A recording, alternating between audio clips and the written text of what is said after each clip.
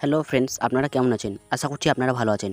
আমিও ভালো আছি। আমি ইমাজউদ্দিন মণ্ডল। আপনারা দেখছেন ইমাজটেক চ্যানেল।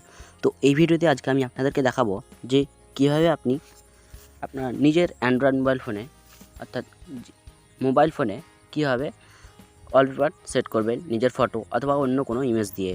তো ভিডিওটা চলুন দেখতে।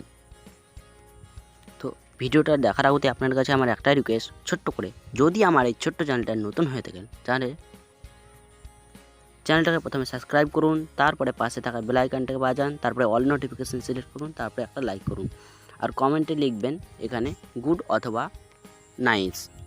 তো চলুন ভিডিওটা শুরু করা যাক।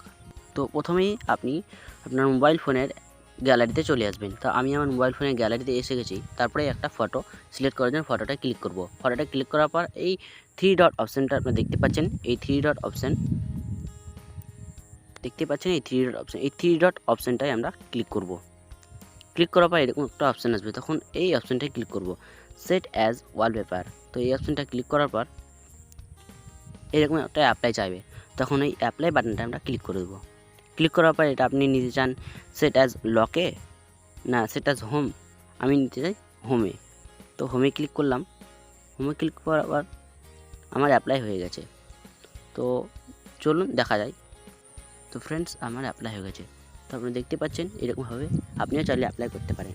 তো ভিডিওটা যদি ভালো লাগে থাকে তাহলে একটা লাইক করবেন আর বেশি বেশি করে শেয়ার করবেন। Thank you friends, thank you for watching.